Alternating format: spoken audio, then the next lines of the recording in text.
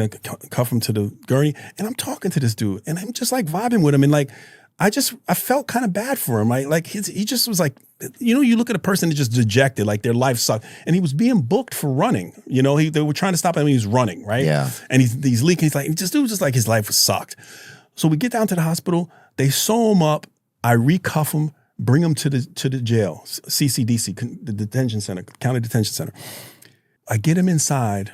No, before we get there, the guy said he was John Doe at that point. So if the person doesn't tell us their name, we book him as John Doe. Oh, yeah. The dude says to me, he goes, you know what, man, you've been cool to me. I'm going to tell you my name.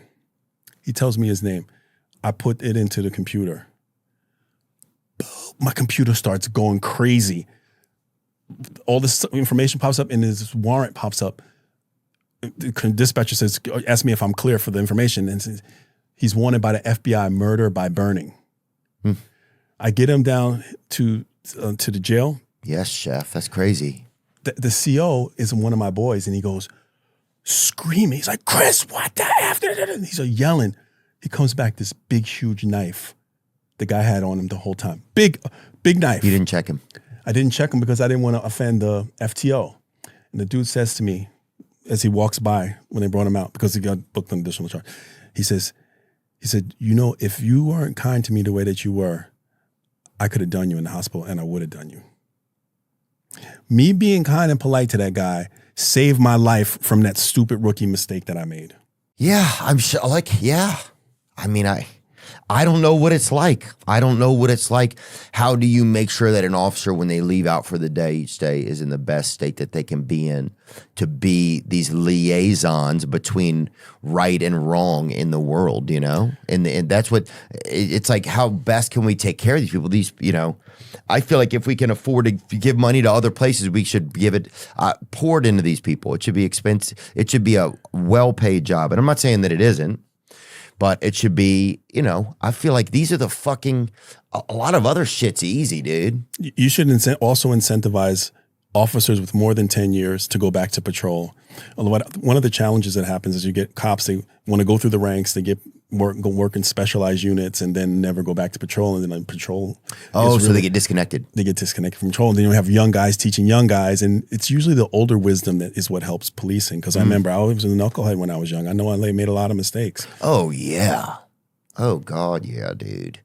So how do you get it to become a hostage negotiator? Because that's what you became. So that's a specialized unit, specialized training. You can keep your primary responsibility because what happens is you end up being on call.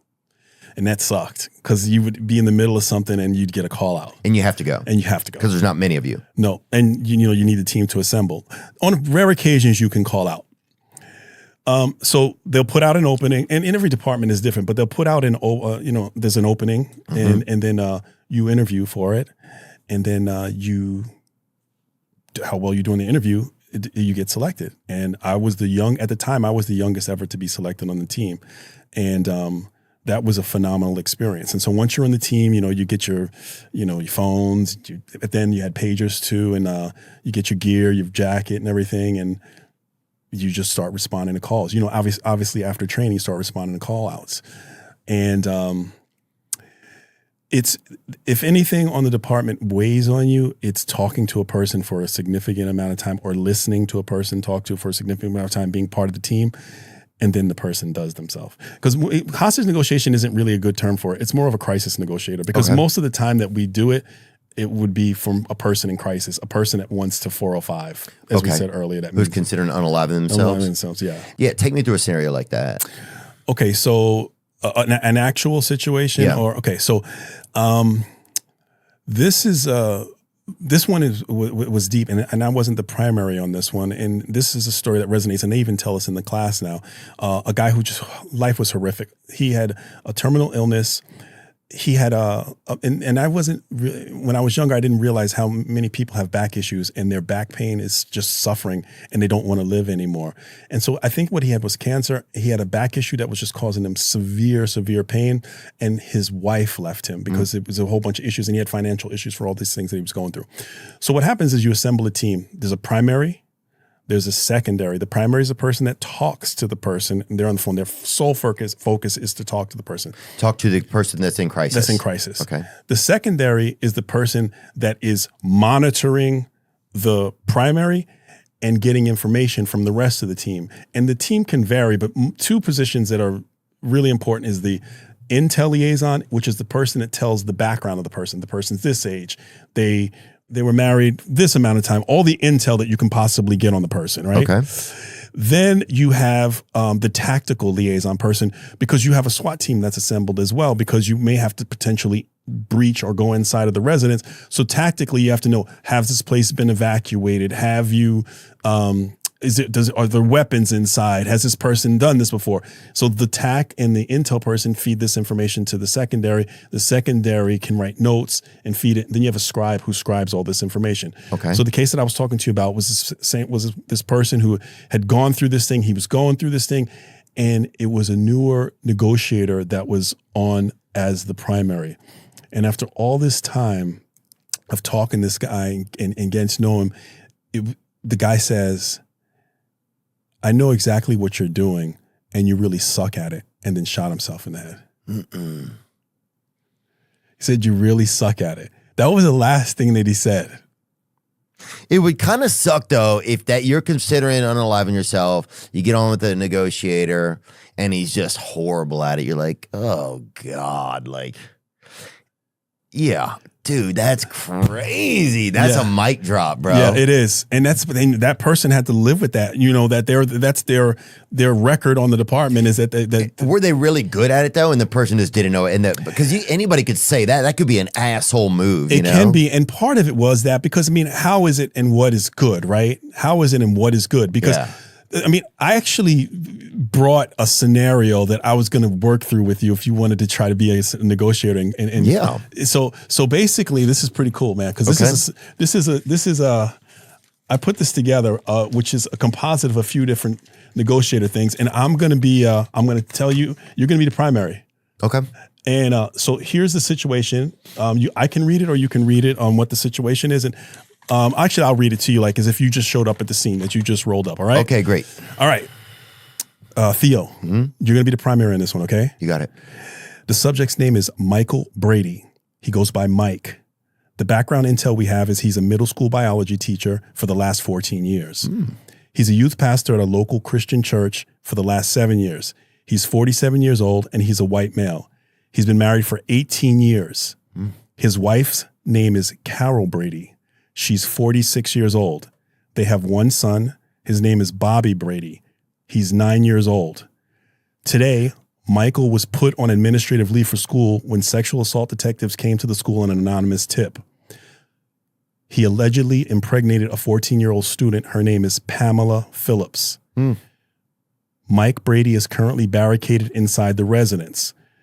We got the call because Mike came home, told his wife to get out of the house as he entered an upstairs bedroom and shut the door. He appeared to be holding a firearm. He is currently barricaded inside the residence.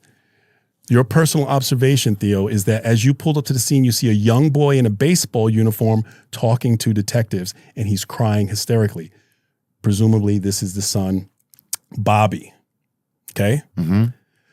Tactical intel. There are two known firearms. There's a shotgun inside, 45 caliber automatic pistol. SWAT has arrived and they set up the inner perimeter. Neighboring houses have been evacuated. You can ask me 3 questions and then I'm going to begin as though I'm Mike and you're going to talk to me. Okay, I asked you 3 questions. You can ask me 3 questions to get some information to get started. About the case? Yep. Okay. Is it based on the Brady Bunch at all a little bit? I used that because I knew I'd remember those names. Oh, very fair. Okay. Damn, that's one of my questions. Let me think. No, that one you can throw us out. You can ask me 3 questions that pertain to, because you're going to go online, and when you go online, it's going to be pretty intense. Okay, so I'm going to go online. You're going to be talking to me, and I'm Mike Brady. Okay. You're the primary. Has Mike ever committed any priors? Prior crimes or with young women? Prior assault charges? Nope. He has his record is completely clean. Okay. How tall is he? Interesting question. He's 6 foot even. Okay. And is he on any medication? Very good question. He is. He takes a sleeping pill to sleep. He has a sleeping issue. Ooh. Okay, sir. Hello? Hey, Mike. Yeah, who's this? This is Theo, actually. I'm working. I'm here today, man. Just I really screwed up, didn't I, man? I think it seems like you've had a tough day. I have had a tough day, but I mean, I screwed up this time, didn't I? I think you're probably gonna have to answer some questions, but I think everything's gonna be okay, man. How's it going to be okay? This girl's pregnant, man. I mean, how am I going to face anyone after this? Well, I think you're gonna have to. Her dad's gonna be pissed. Yeah, I mean, yeah, people are gonna be upset. I'm not thinking about her dad. I'm thinking about my family. Okay, people are gonna. Yeah, it's gonna be. Yeah, man, it sucks. Okay? It does suck. It sucks. But here we are. Yeah. I mean, how am I going to face my son? Your son's pretty upset right now. Yeah, he is. Of course he is. I knocked up a 14-year-old girl. I'm a youth pastor in a church. I teach at a school. My life is over. Give me a good reason why I shouldn't just put this thing to my head and blow my brains out. Because your son's life is still around. And that's not what he needs right now. You know? Probably right about that. But I mean, how can I face him, man? I think you call him first. Call him and say what? What would you say in that situation? I don't know. Fuck. I don't know. I would tell him the truth. I would say I messed up. And you think that's the answer? To tell him I messed up? I know I messed up. I think it's part of it. I know you did, but he probably doesn't know what's going on. He doesn't. Is he out there right now? Yeah. You want me to put him on? Would you? Yeah. Okay. How do you feel? How do you think you did? Was that intense? It is intense. It is intense. Fuck, it's intense. Because you're like, even if you get to that part, is he just going to tell the son goodbye? Exactly. See, Theo, you are super wise, brother. That's exactly why we wouldn't put the son on the phone. Because that's exactly what he would likely do. He would likely, and so this is why we train. So a couple of other things, right? When we said son, that was a good opportunity for you to do what?